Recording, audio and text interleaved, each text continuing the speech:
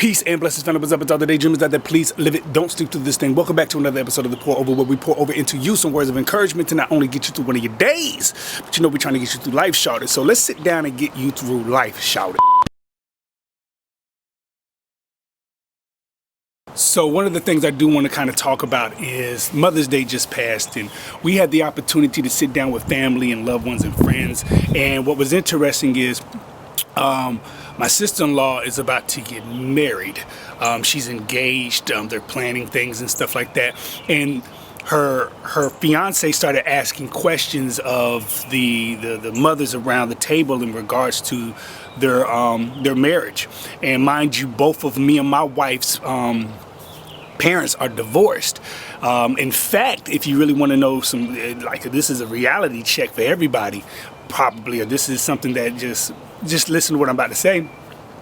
It was like a week or two after me and my wife finally said I do, that my wife got a phone call from her father saying that him and her mother was getting a divorce. Now, my parents had already been divorced for like years, and here it is, me and my wife are going into our marriage with news that her parents' marriage is ending.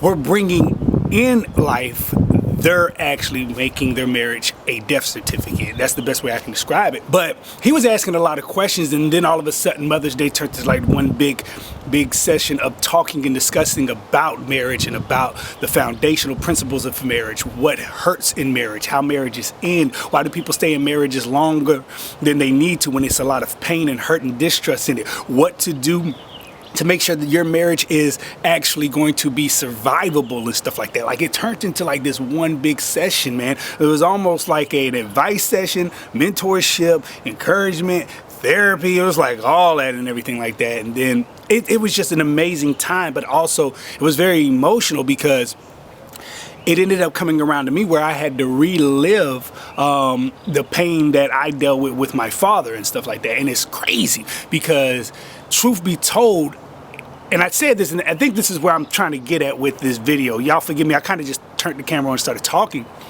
But I forgave my father, but that doesn't mean that the things that I dealt with as a young man, in his presence and out of his presence, doesn't hurt. It doesn't mean that it still does not affect me or hurt me. It doesn't mean that, because it's crazy, because when I watch like a video where there's like, or a movie rather, or a television show where there's some form of abuse going on with a child, there's something that a father is doing that is out of pocket. I see the struggle dynamic between a father and a son and all of that other stuff. I feel all that, right? I like get real quiet and stuff like that because it's taking me back and everything.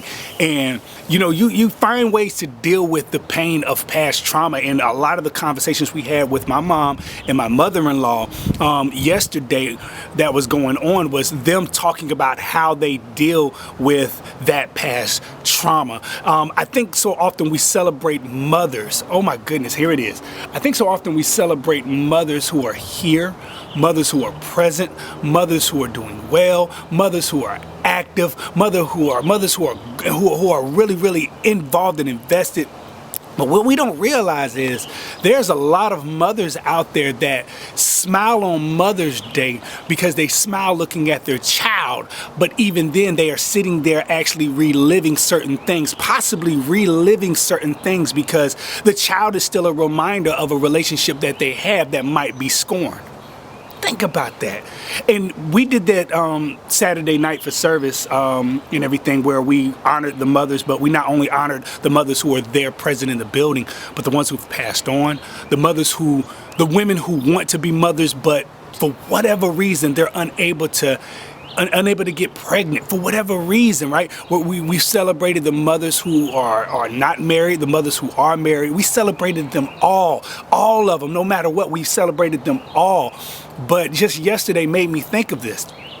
While we're smiling and celebrating and elevating our mothers, which is a good thing, let's not forget that oftentimes we have to remember us as their children is a reminder of possibly a failed marriage, a scarred relationship that they've gotten away from. And then it will behoove us to be cautious on how we act as their children, because sometimes we could very well, as males, or even as young women or older women, we could definitely carry some of the negative things that the spouse or the father of that child, or the father of your father does, that reminds them of those pains and those scars. We could very well be their trigger and not even know it.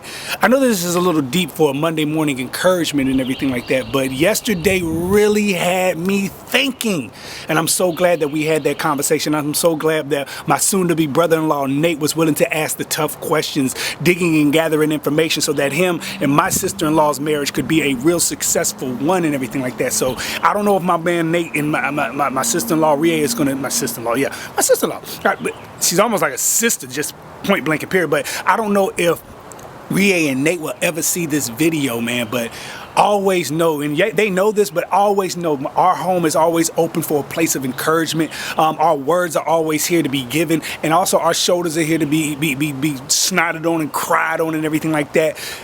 It's marriage is a beautiful thing, but it's going to take some effort, some work to get to the beauty and beyond the weeds. And that's what we talked about yesterday in our conversation and everything like that. You got to be willing to do the work in the yard in order to make it look beautiful.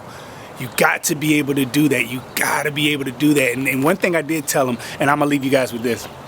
Jesus used the parable. Well, Jesus used this analogy, I guess you would call it, where he was talking about the harvest and the weed growing up together. And you don't want to pull the harvest out while the weed is growing with it. You want to wait till it's fully grown. Why? Because if you pull it too early, you'll accidentally pull the good stuff out and keep the bad stuff, right? You'll end up throwing the bad and the good out together, rather, is how he says it, right? But you want it to grow fully up so you can see what's harvest and what's weed.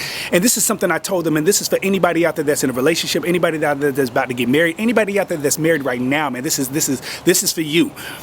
There are always going to be seasons in your life where, as the harvest in your marriage grows, there's weeds that's growing with it. Those weeds that are growing with it are often things that are so dormant that they never came out until now.